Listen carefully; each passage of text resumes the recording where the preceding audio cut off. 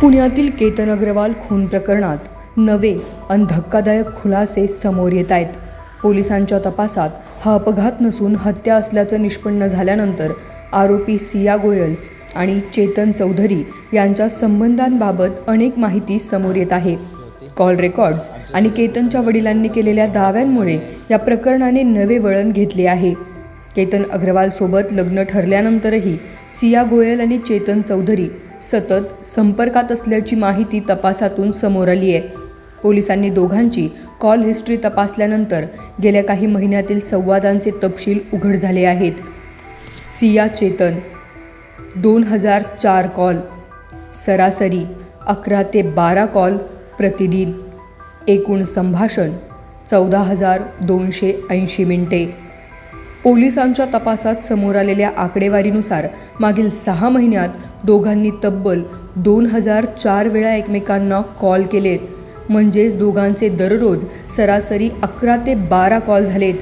इतकंच नाही तर दोघांनी तब्बल 14,280 मिनिटे एकमेकांशी संवाद साधल्याची माहितीही समोर आली आहे. या प्रकरणावर केतनचे वडील विशाल अग्रवाल यांनीही गंभीर आरोप केलेत. सिया गोयल आणि चेतन चौधरी यांचं अनेक वर्षांपासून अफेअर होतं. केतनसोबत लग्न निश्चित झाल्यानंतरही सिया चेतनसोबत बाहेर गेली होती असा आरोपही त्यांनी केला आहे. हा अरेंज मॅरेज होती. आमच्या सगळ्या कुटुंबाच्या दोघांच्या सहमतीनं हे विवाद ठरलं होतं. आम्हाला कुणालाच, आमच्या मुलाच्या बाजूला कुणालाच माहिती नव्हतं. पण आज आमच्या हे लक्षात येतंय की त्यांच्या मुलीचे ही जी चालचलन आहेत, ते जे बाहेर जी काय अफेअर आहेत या जे काय भानगडी आहेत, आणि मला असं वाटतंय की ती एकच नाही आहेत, अजून भरपूर आहेत. ते सगळे त्यांच्या पूर्ण परिवाराला माहीत होतं. आणि माहीत असताना मुद्दामून त्यांनी की बाबा चला हे सगळे बंद होतील आणि यांना माहीत नाही तर यांच्या संगत लग्न करून देण्यासाठी आम्हाला फसवण्याचा पूर्ण डाव ठेवला होता.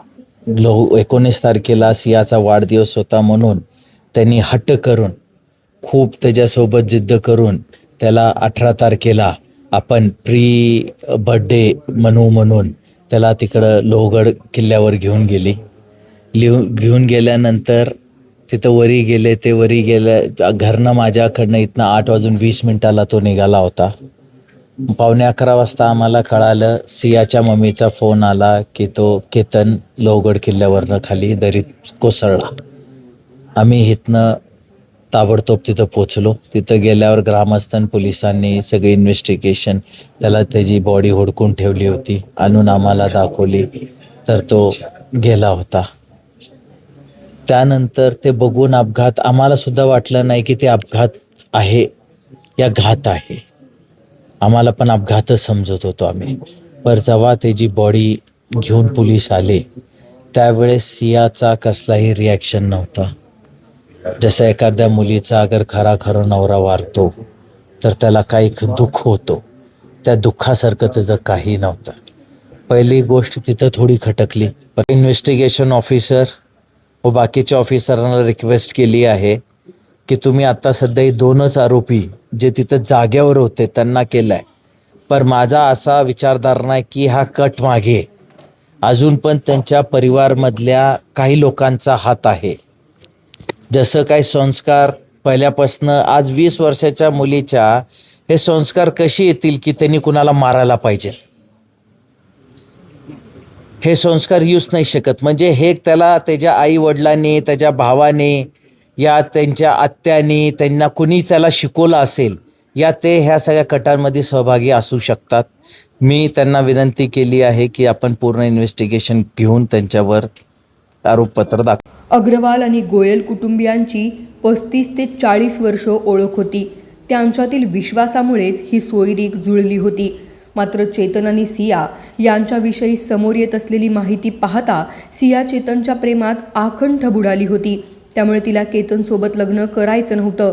तसं घरच्यांना सांगण्याची तिची हिंमत होत नव्हती आणि त्यामुळेच तिने केतनला ठार मारून तो पाय घसरून पडल्याचा बनाव केला होता. असं असलं तरीही या संपूर्ण प्रकरणात अनेक प्रश्न अजूनही अनुत्तरित आहेत. पोलिसांकडून दोन्ही आरोपींची कसून चौकशी सुरू असून पुढील तपासातून आणखी कोणते धक्कादायक खुलासे समोर येतात याकडे सर्वांचं लक्ष लागलंय.